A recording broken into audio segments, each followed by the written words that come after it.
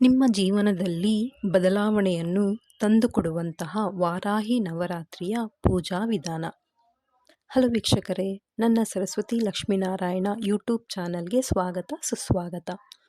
ಈ ವಾರಾಹಿ ನವರಾತ್ರಿ ಮಾಡುವುದರಿಂದ ನಿಮ್ಮ ಜೀವನದಲ್ಲಿ ಬದಲಾವಣೆಯನ್ನು ಖಚಿತವಾಗಿ ಕಂಡುಕೊಳ್ಳುತ್ತೀರಾ? ಹೌದು ಸ್ನೇಹಿತರೆ, ಈ ವಾರಾಹಿ ಪೂಜೆಯು ಈ ನವರಾತ್ರಿಯಲ್ಲಿ ಅಂದರೆ ಜೂನ್ 26ರಿಂದ ಜುಲೈ 4ರವರೆಗೆ ಅಂದರೆ 9 ದಿನಗಳವರೆಗೆ ಈ ವಾರಾಹಿ ಪೂಜೆಯನ್ನು ಹೇಗೆ ಮಾಡಬೇಕು, ಯಾವ ವಿಧಾನದಲ್ಲಿ ಆಚರಿಸಬೇಕು, ಇದರ ನಿಯಮ ನಿಷ್ಠೆಗಳೇನು, ಎಲ್ಲರೂ ಮಾಡಬಹುದು, ಯಾವ ರೀತಿ ಮಾಡಬೇಕು ಎಂಬೆಲ್ಲ ಪ್ರಶ್ನೆಗಳಿಗೆ ಇಲ್ಲಿ ನಾನು ನಿಮಗೆ ತಿಳಿಸಿಕೊಡುತ್ತೇನೆ. ಹಾಗೂ ಇದರಿಂದ ಯಾವ ಲಾಭಗಳನ್ನು ನಿಮ್ಮ ಜೀವನದಲ್ಲಿ ಈ ಒಂದು ಗುಪ್ತವಾದ ಮಂತ್ರವನ್ನು ಪಠಿಸುವುದರಿಂದ ಆಗುವ ಲಾಭಗಳನ್ನು ನಿಮಗೆ ತಿಳಿಸಿಕೊಡುತ್ತೇನೆ. ಇನ್ನು ಯಾರು ನನ್ನ ಚಾನಲ್ ಸಬ್ಸ್ಕ್ರೈಬ್ ಮಾಡಿಕೊಳ್ಳದೆ ನೋಡುತ್ತಿದ್ದೀರಾ, ಒಂದು ಸಬ್ಸ್ಕ್ರೈಬ್ ಮಾಡಿಕೊಳ್ಳಿ ಹಾಗೂ ಲೈಕ್ ಮಾಡಿ. ಬನ್ನಿ ಸ್ನೇಹಿತರೆ, ವಾರಾಹಿ ಮಂತ್ರದಿಂದ ನೀವು ನಿಮ್ಮ ಜೀವನದಲ್ಲಿ ಆಗು ಹೋಗು, ದಾಂಪತ್ಯದಲ್ಲಿ ಕಲಹಗಳು, ಅನಾರೋಗ್ಯದಿಂದ ಬಳಲುತ್ತಿರುವವರು, ಆರ್ಥಿಕ ಸಮಸ್ಯೆಯಿಂದ ನೊಂದಿರುವವರು, ಹೀಗೆ ಹೇಳುತ್ತಾ ಹೋದಂತೆ ರಾಹು ಸಮಸ್ಯೆ ಅಂದರೆ ರಾಹು ಸಮಸ್ತ ಸಮಸ್ಯೆ ಶಕ್ತಿಯುತವಾಗಿ ಕಾರ್ಯನಿರ್ವಹಿಸುತ್ತದೆ. ವಾರಾಹಿ ದೇವಿಯ ಅನುಗ್ರಹ ಉಜ್ವಲಯುತವಾಗಿರುವಂತಹ ದಿನಗಳೇ ಈ ವಾರಾಹಿ ನವರಾತ್ರಿ. ಇದನ್ನು ಗುಪ್ತ ನವರಾತ್ರಿ ಎಂದು ಸಹ ಕರೆಯುತ್ತಾರೆ. ಈ ವಾರಾಹಿ ದೇವಿಯು ಲಕ್ಷ್ಮಿಯ ಇನ್ನೊಂದು ರೂಪ, ಇನ್ನೊಂದು ಅಂಶ ಎಂದರೆ ತಪ್ಪಾಗಲಾರದು. ಈ ಲಕ್ಷ್ಮೀ ದೇವಿಯು ಶುಭಕರ ಮಂಗಳಕರವಾದಂತಹ ವಿಷಯಗಳನ್ನು ತಂದರೆ, ಈ ವಾರಾಹಿ ದೇವಿಯು ನಮ್ಮ ಅಶುಭ, ದ್ವೇಷ, ಕೋಪಗಳನ್ನು ದೂರ ಮಾಡಿ ಅಂತರ್ಶುದ್ಧಿ ಮಾಡುವುದೇ ಈ ವಾರಾಹಿ ಮಂತ್ರ. ಲಘು ವಾರಾಹಿ ಮಂತ್ರವನ್ನು ಎಲ್ಲರೂ ಪಠಿಸಬಹುದು. ಈ ಒಂದು ವಾರಾಹಿ ಲಘು ಮಂತ್ರ ವಾರಾಹಿ ಆಗಿರುವುದರಿಂದ ಇದನ್ನು ಯಾರು ಬೇಕಾದರೂ ಪಠಿಸಬಹುದು. ಅದು ಯಾವುದು ಎಂದರೆ ನಿಮಗೆ ನಾನು ಇಲ್ಲಿ ತಿಳಿಸಿಕೊಡುತ್ತೇನೆ. ಸೊ ಇದನ್ನು ಹೇಗೆ ಪಠಿಸಬೇಕು, ಯಾವ ಸಮಯದಲ್ಲಿ ಪಠಿಸಬೇಕು, ಮತ್ತು ಈ ಒಂದು ಬೀಜಾಕ್ಷರ ಮಂತ್ರವನ್ನು, ಈ ಮಂತ್ರವನ್ನು ಪತ್ನಿಯರಲ್ಲಿ ಸಮಸ್ಯೆ ಅಂದರೆ ದಾಂಪತ್ಯದಲ್ಲಿ, ಕೋರ್ಟ್, ಆರ್ಥಿಕ ವ್ಯವಹಾರದಲ್ಲಿ, ಅನಾರೋಗ್ಯ ಸಮಸ್ಯೆ ಇದರಲ್ಲಿ ನೊಂದಿರುವವರು ಎಷ್ಟು ಸಾಧ್ಯವಾಗುತ್ತದೆಯೋ ಅಷ್ಟು ಬಾರಿ ಈ ಒಂದು ಮಂತ್ರವನ್ನು ಜಪ ಮಾಡಬೇಕು. ಸೊ ಈ ಒಂದು ಮೇಲೆ ನಾನು ತಿಳಿಸಿರುವ ಹಾಗೆ ಅಂದರೆ ದಾಂಪತ್ಯದಲ್ಲಿ, ಆರ್ಥಿಕದಲ್ಲಿ, ಕೋರ್ಟು, ಅನಾರೋಗ್ಯ ಈ ಒಂದು ಸಮಸ್ಯೆಗಳಿಗೆಲ್ಲ ಒಂದು ಪರಿಹಾರ ಈ ಒಂದು ಮಂತ್ರದಿಂದ, ಬೀಜಾಕ್ಷರ ಮಂತ್ರದಿಂದ ನಿಮಗೆ ಎಲ್ಲ ಸಮಸ್ಯೆಗಳು ಪರಿಹಾರವಾಗುತ್ತದೆ. ಒಂದು ಕಡೆ ಸಾಧ್ಯವಾಗಲಿಲ್ಲವೆಂದಲ್ಲಿ ನೀವು ಈ ಒಂದು ಕೆಲಸ ಮಾಡುತ್ತಲೇ ಈ ಒಂದು ವಾರಾಹಿ ಮಂತ್ರವನ್ನು ಜಪ ಮಾಡಬೇಕಾಗುತ್ತದೆ. ಅಂದರೆ ನೀವು ಈ ಒಂದು ಮಂತ್ರ ನಿಯಮ ನಿಷ್ಠೆಯಿಂದ ಮಾಡೋಕ್ಕೆ ಸಾಧ್ಯವಾಗಲಿಲ್ಲವೆಂದರೆ ನೀವು ಕೆಲಸ ಮಾಡುತ್ತಲೇ, ನಿಮ್ಮ ಮನೆಯಲ್ಲಿ ಕೆಲಸ ಮಾಡುತ್ತಲೇ ಈ ಒಂದು ಮಂತ್ರವನ್ನು ನೀವು ಮನಸ್ಸಿನಲ್ಲಿ ಅಂದುಕೊಂಡು ಬೇಡಿಕೊಂಡು ಈ ಒಂದು ವಾರಾಹಿ ಮಂತ್ರವನ್ನು ಜಪನೆ ಮಾಡಬಹುದು. ಏಕಾಗ್ರತೆಯಿಂದ ಪರಿಶುದ್ಧ ಮನಸ್ಸಿನಿಂದ ಜಪ ಮಾಡಿ ಕೆಲಸ ಅಂದುಕೊಂಡಂತೆ ಸಾಧ್ಯವಾಗುತ್ತದೆ. ಬನ್ನಿ ಸ್ನೇಹಿತರೆ, ಈ ಮಂತ್ರವನ್ನು ಲಕ್ಷದಲ್ಲಿ ಜನರು ಪೂಜೆಯನ್ನು ಮಾಡುವವರಿದ್ದಾರೆ. ಲಕ್ಷದಲ್ಲಿ ಜನರು ಪೂಜೆಯನ್ನು ಮಾಡುವವರಿದ್ದಾರೆ. ಇವಾಗಿನಿಂದಲೇ ಪ್ರಾರಂಭ ಮಾಡಿ ಈ ವಾರಾಹಿ ನವರಾತ್ರಿಯಲ್ಲಿ ಹೇಗೆ ಮಾಡಬೇಕು, ಏನು ಮಾಡಬೇಕು, ನಮ್ಮ ಅನುಗುಣಕ್ಕೆ ತಕ್ಕಂತೆ ನಮ್ಮ ಸುತ್ತಮುತ್ತಲಿನ ದೇವರ ಅನುಗ್ರಹದಂತೆ ದೇವರ ಶಕ್ತಿಯ ಆವಾಹನೆಯಾಗಬೇಕೆಂದರೆ ಪ್ರತಿದಿನ ನೀವು ಕೆಂಪು ಬಣ್ಣದ ವಸ್ತ್ರವನ್ನು ತೊಟ್ಟುಕೊಳ್ಳಬೇಕು. ನೋಡಿ, ಜೂನ್ 26ರಿಂದ ಜುಲೈ 4ರವರೆಗೆ ಪ್ರತಿದಿನ ಬೆಳಿಗ್ಗೆ ಈ ವಾರಾಹಿ ಮಂತ್ರವನ್ನು ಜಪ ಮಾಡಬೇಕು.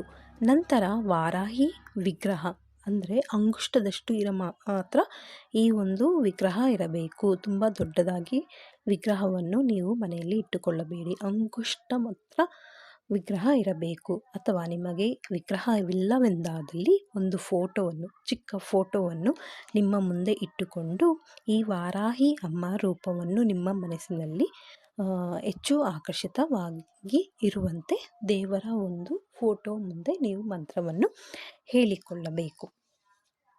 ಇದಕ್ಕೆ ಈ ಅಖಂಡ ದೀಪ ಬೇಡ, ಅಂಗುಷ್ಟದಗಲ ವಿಗ್ರಹ ಇದ್ದರೆ ಸಾಕು. ವಾರಾಹಿ ದೇವಿಯ ಪೂಜೆಯನ್ನು ಸೂರ್ಯಾಸ್ತ ಆದ ನಂತರ ಪೂಜೆ ಮಾಡಿ. ಅಂದರೆ 6 ಗಂಟೆಯಿಂದ 6:30 ನಂತರ ಪೂಜೆ ಮಾಡಿ. ಹೀಗೆ ಪೂಜೆ ಮಾಡಬೇಕು. ಸೊ ನೋಡಿ, ಹೇಗೆ ಪೂಜೆ ಮಾಡಬೇಕು ಅಂದರೆ, ಮೊದಲು ಸಂಕಲ್ಪ ಮಾಡಿಕೊಳ್ಳಿ. ನಿಮ್ಮ ಕೋರಿಕೆ ಏನೇ ಇದ್ದರೂ ತಾಯಿ ಬಳಿ ಹೇಳಿಕೊಳ್ಳಿ. ನಂತರ ತಾಯಿಯ ಫೋಟೋ ಅಂದರೆ ವಿಗ್ರಹ ಆಗಿರ್ಬೋದು, ಪ್ರಾಣ ಪ್ರತಿಷ್ಠೆ ಮಾಡಿಕೊಳ್ಳಿ. ದೇವರ ಒಂದು ಪ್ರಾಣ ಪ್ರತಿಷ್ಠೆ ಮಾಡಿಕೊಳ್ಳಿ. ಇದು ಮೊದಲನೇ ದಿನ ಕೆಲವು ನಿಯಮಬದ್ಧವಾಗಿ ಆಚರಿಸಬೇಕು. ಯಾಕಂದರೆ ಈ ಒಂದು ಜೂನ್ 26 ಆಷಾಢದ ಪ್ರಾರಂಭದ ದಿನ 26ನೇ ತಾರೀಕಾಗಿರೋದ್ರಿಂದ ಕೆಲವು ಈ ಒಂದು ವಾರಾಹಿ ಮಂತ್ರ ಮತ್ತು ಪೂಜೆ ನಿಯಮಬದ್ಧವಾಗಿ ಮಾಡಬೇಕಂದುಕೊಂಡಿರುವವರು ಕ್ರಮಬದ್ಧವಾಗಿ ಆಚರಣೆ ಮಾಡಿದರೆ ತುಂಬ ಒಳಿತು. ನೋಡಿ, ಹೀಗೆ ಮೊದಲನೇ ದಿನ ನೀವು ಕೆಲವು ನಿಯಮಬದ್ಧವಾಗಿ ಆಚರಿಸಿ. ವಾರಾಹಿ ಅಮ್ಮ ಸೃಷ್ಟಿಯಾಗಿದ್ದು ಲಲಿತಾಂಬೆಯಿಂದ. ಈ ಒಂದು ಲಲಿತಾಂಬೆಯ ಸಂಪೂರ್ಣ ಒಂದು ವಿಡಿಯೋ ನಾನು ಡಿಸ್ಕ್ರಿಪ್ಷನಲ್ಲಿ ಕೊಟ್ಟಿರ್ತೀನಿ.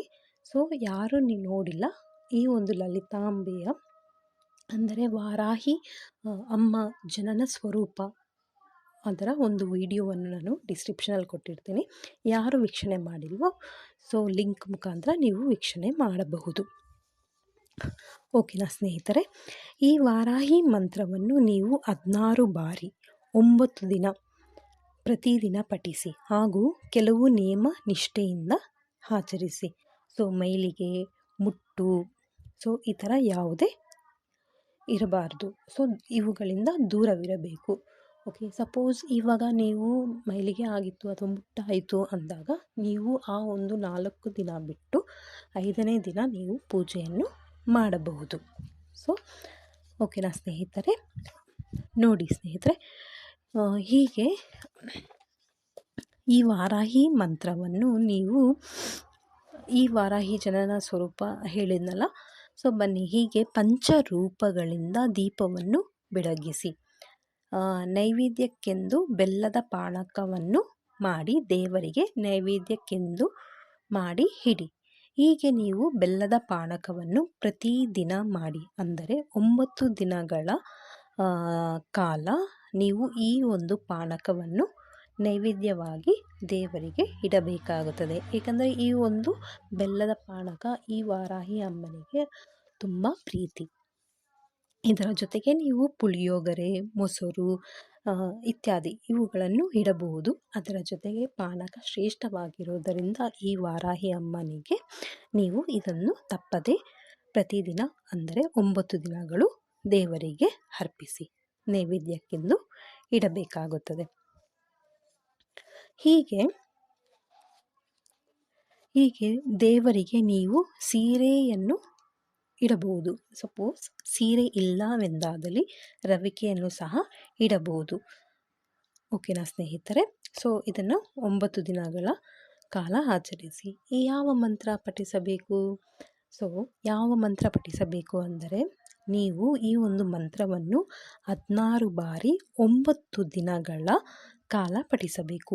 ಆ ಮಂತ್ರ ಯಾವುದು ಎಂದರೆ ಐಂ ಗ್ಲೋಂ ವಾರಾಹಿಯೇ ನಮಃ. ಐಂ ಗ್ಲೋಂ ವಾರಾಹಿಯೇ ನಮಃ.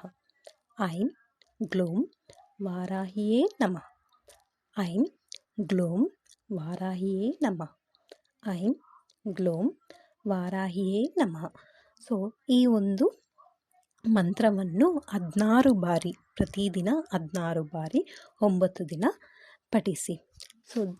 ಹೀಗೆ ನೀವು 9 ದಿನ ಪಠಿಸಿದ್ದಾದ ಮೇಲೆ ನೀವು ಒಂದು ದೀಕ್ಷೆಯನ್ನು ನೀವು ಇಟ್ಟುಕೊಂಡು ಪೂಜೆ ಮಾಡಬೇಕಾಗುತ್ತದೆ. ಯಾಕಂದರೆ ಸಾತ್ವಿಕವಾಗಿ ದೇವಿಯ ನವರಾತ್ರಿಯಲ್ಲಿ ಜಪ ತಪ ಮಂತ್ರವನ್ನು ಜಪನೆ ಮಾಡಿ ಈ ಒಂದು ವಾರಾಹಿ ಪೂಜೆಯನ್ನು ಮಾಡಿ. ಇದರಿಂದ ಹಲವು ಸಮಸ್ಯೆಗಳು ನಿಮಗೆ ದೂರವಾಗುತ್ತದೆ. ಶತ್ರುಗಳು ದೂರವಾಗುತ್ತಾರೆ. ಹಣದ ಸಮಸ್ಯೆ ನಿವಾರಣೆಯಾಗುತ್ತದೆ. ಸೊ ಆರ್ಥಿಕ ಅಭಿವೃದ್ಧಿ, ದಾಂಪತ್ಯ ಸುಖಕರ, ಆರೋಗ್ಯ ಸಮಸ್ಯೆಗಳು ನಿವಾರಣೆಯಾಗಿ ನಿಮಗೆ ಆರ್ಥಿಕ ಸಮೃದ್ಧಿಯನ್ನು ತಂದುಕೊಡುತ್ತದೆ.